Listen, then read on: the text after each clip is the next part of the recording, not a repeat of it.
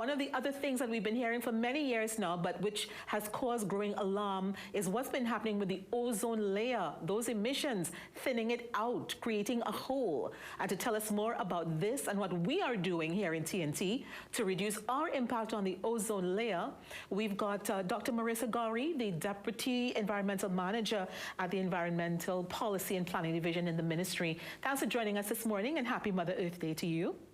Thank you, and same to you. So we are at the make or break point in terms of dealing with our emissions and protecting our ozone layer, which has taken quite a battering from our industrialization on the planet. Dr. Marissa, let's look at why we need to be concerned about what's happening with the ozone layer. Okay, and once again, good morning to you and to all the viewers. So just to take a little step back on what the ozone layer is. The ozone layer is a very, very thin layer that surrounds our Earth. It's what we call our natural shield from UV radiation. It's around 3 to 4 millimeters thick, and hence you can appreciate how fragile it is. But it performs a very, very important function in that it filters what I mentioned, the UV rays that's coming out from the sun. And if these rays hit us unfiltered, it can cause things like increased skin cancer, eye cataracts, weaken our immune system, and affect our agricultural yield. And so that this shield is very, very important to the sustaining of life on Earth.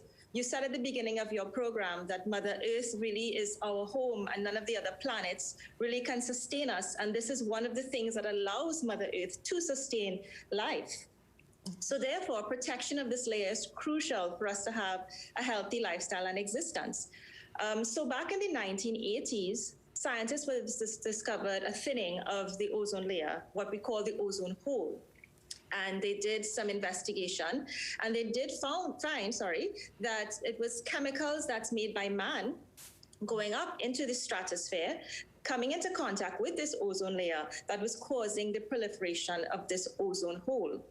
And so over the years, in the 80s and onwards, an international convention called the Vienna Convention for the Protection of the Ozone Layer and its Montreal Protocol was founded and signed globally. And essentially all of those who have signed on to it, and Trinidad and Tobago did in 1989, have committed to phase out these damaging substances that were causing this hole in the ozone layer.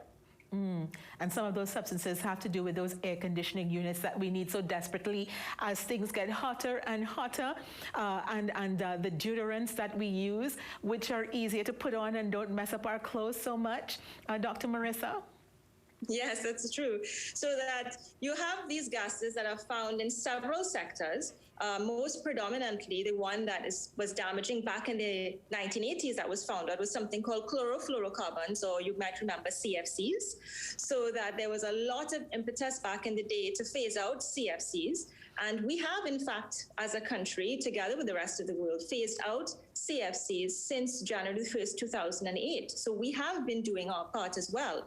But there are other gases in the same sector that are also damaging to the ozone layer. And there's another gas called hydrochlorofluorocarbons. It's just a big word. We call it R22. And that one also has some potential to damage the ozone layer. So we are currently phasing out that gas. We started in 2013. And the alternative, which is the hydrofluorocarbons, and those are the ones that you just mentioned, the 410A and the 134A, they are not damaging to the ozone. Okay. However, they are what we call greenhouse gases and contribute to climate change and global warming. So that as a body, as an international body, the Montreal Protocol recognized this and has made an amendment to the Montreal Protocol called the Kigali Amendment, of which we are also signatory. And we were the first country in the Caribbean region to sign on to this agreement, and the 21st country globally. So that was quite an achievement.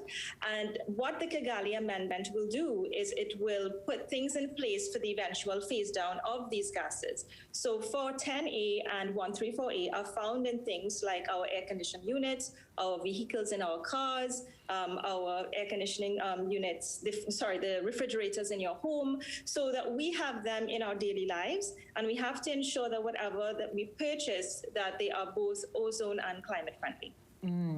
Now, there are a couple of major projects that the ministry has undertaken to further Trinidad and Tobago's agenda in terms of reducing its impact on the ozone layer. Let's talk about one of those. Sure. So Trinidad and Tobago would have applied to the Global Environmental Facility, or GEF as we call, for funding to complete or to start and complete a project that is looking at improving the energy efficiency in the refrigeration and air conditioning sector. So we were successful in attaining around $5 million that will stretch over a period of 4 years. And we're looking at several pilot sites to engage this project to really introduce new technology, which are both, as I mentioned, ozone and climate friendly, as well as improve the awareness of the general population, those in authorities, and basically anyone who is engaging in the refrigeration and air conditioning sector to employ these new types of technologies that are ozone and climate friendly. Last year, during the height of the lockdown period, many people were installing air conditioning units in their homes, and they probably wanted something that wasn't too expensive. But would those have been safe units, safe for the ozone layer? Can you tell us whether we're bringing in the new models that will be friendlier to the ozone layer in the country? Yeah, so we have actually stopped the import of all our 22 units since 2015. So you wouldn't find them on the market readily for purchase. So what we have, though, are the R410A units. Now, in terms of development of technology, the technology is still in the process of development to utilize types that are non-HFC, so that we are working very hard to get this type of technology into the country. But those who would have purchased units last year would more than likely have purchased our 410A units. So that is something that you would have done well to protect the ozone layer. And I also want to make mention that what's also very important is the servicing of these units and engaging a technician that is what we call professionally certified, or employing good refrigeration practices when servicing the units, because the gas itself is not dangerous. It's dangerous when it's vented into the air, goes up into the atmosphere, and comes into contact with the ozone layer. As everyone becomes more conscious, not just here at home, but around the world, of protecting the ozone layer, have there been any gains, with this increased awareness and these increased efforts? Absolutely. I think that one of the biggest gains is that we've seen a slowdown of the expansion of the ozone hole, and we are, as a global community, looking forward for early recovery of the ozone hole. Of course, these gases stay in the atmosphere for a very, very long time. CFCs was around 200 years. So what we put there many years ago will be there way beyond my own or your own lifetime.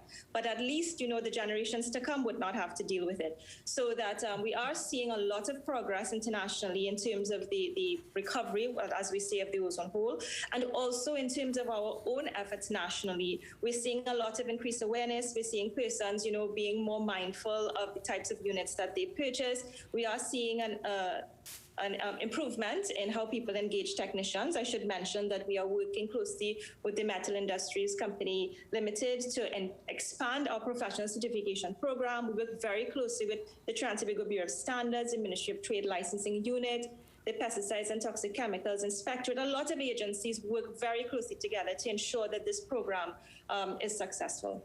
Okay. Dr. Marissa Gowrie, thank you so much for your time this morning. And folks, pay attention to the air conditioning unit that you're installing, because it's going to get hotter this year. More people are going to want those AC units. Pay attention to it. Protect the ozone layer. Dr. Gowrie, happy Mother Earth Day to you. Thanks for your time. Very same to you, and enjoy the rest of your day.